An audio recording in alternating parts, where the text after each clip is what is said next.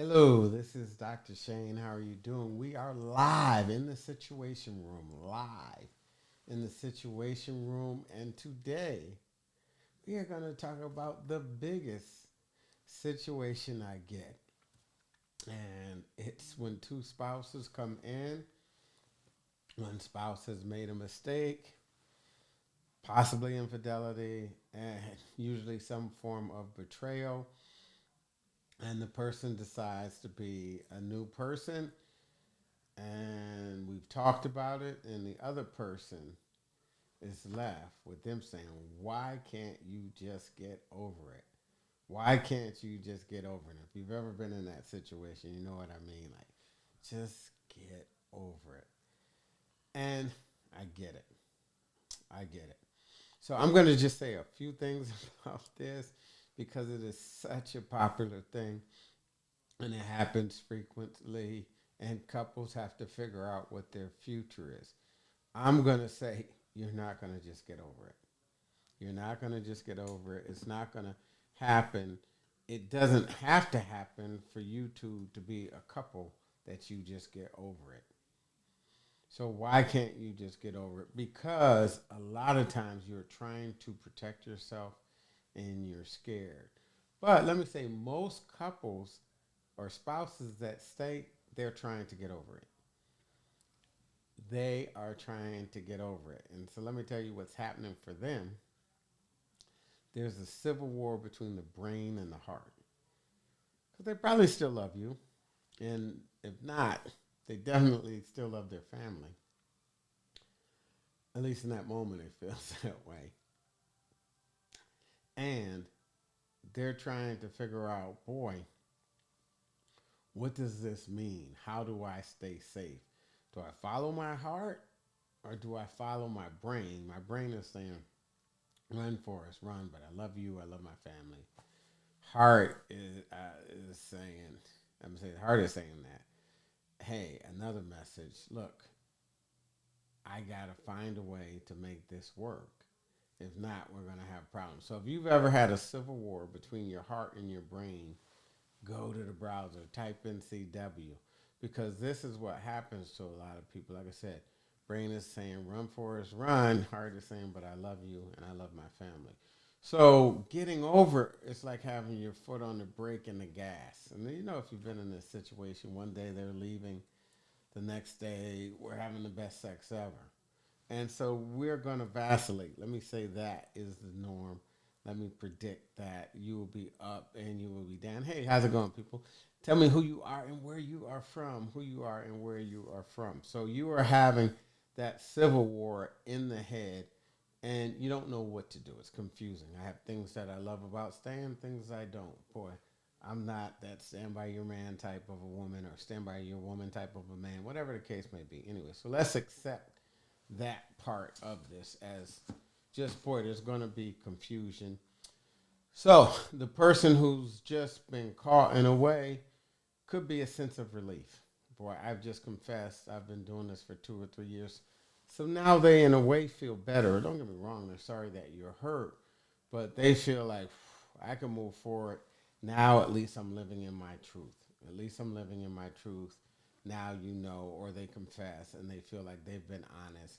I've told you, move forward. And I'm just here to say it's not going to happen because people get a form of PTSD, post traumatic stress disorder, in that they believed the world was flat and they just found out it was round, or they believed it was round and they just found out it was flat. Type in flat or round in the browser if you know what I am talking about. And so that is how they saw the world. They wake up this day, there is a new world, and they have to adjust to it. So to think that that's going to happen pretty immediately is unreal. They've got post traumatic stress disorder now. Things are going to re-trigger it. Things are going to re-trigger it. It might be something like looking at old magazine and seeing a red scarf. Boy, didn't she have on that red scarf where we triggered? You're like, oh my God. That one guy, he took his wife to the opera. And he's like, thought it was the safest place in the world. And there was a song about infidelity. He's like, okay, opera tickets just went the way. So I'm saying that is part of it. They will get re triggered. But What we have to do is figure out this most important question that could actually help us get over. First of all, do not try to figure out can you trust them again. You can't. You can't. It doesn't mean you can never trust them. It won't mean you won't be able to trust them in the future. But if you just heard about it, infidelity, you're not. So making that our goal is just going to backfire in our face. So what I don't want you to do is make that your goal. I want you to say, hey, two questions. Let me figure out one, what happened? What was the problem? Was the problem the affair, or was it that we were miserably unhappy? If we were miserably unhappy, actually, that's a better case scenario because, boy, all we have to do is say, well, what was the problem? How do we get happy? And that, in one time in the future, could lead to us being more trusting because now we have a healthier relationship. So, all of you out there, if your spouse had an affair, ask yourself, boy, were they unhappy? Were they trying to communicate it to me? And it might have been something as simple as them saying, boy, we never spend quality time. So when I talk like this, people think I'm defending someone's affair. I'm not defending anyone's affair. I'm just telling you what generally precedes an affair.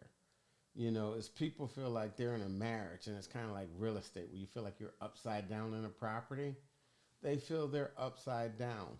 Dr. Gottman's research says that most people, when there's an infidelity, they feel like they were betrayed in some way and they didn't get something that they needed. So I want you to just search conversations, ask them, hey, prior to this, what was going on in the marriage? What were you unhappy about? If they say nothing, okay, boy, I'm kind of concerned because we might have someone with a sex addiction. We might have someone with impulse control. But if they tell you, don't say it's not true.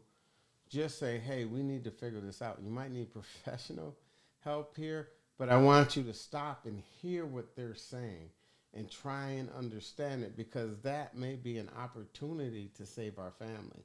Because if we could fix the problem, we could be a lot more secure going forward. Now, does that mean they need to get out your doghouse immediately? Nope. Absolutely not. I'm not saying that. Does that mean we need to put our arms around them and believe everything they say? No. Because a lot of times, infidelity, the thing that hurts us the most isn't the infidelity itself, it's the betrayal. I say that because most people go into a marriage saying, yeah, 20, 30, 40 years. I think something could happen. So they're prepared, but they're not prepared for betrayal. They're not prepared for you looking them in the eye and say, what are you talking about? I have no idea how that lipstick got on my shirt. I was in Florida.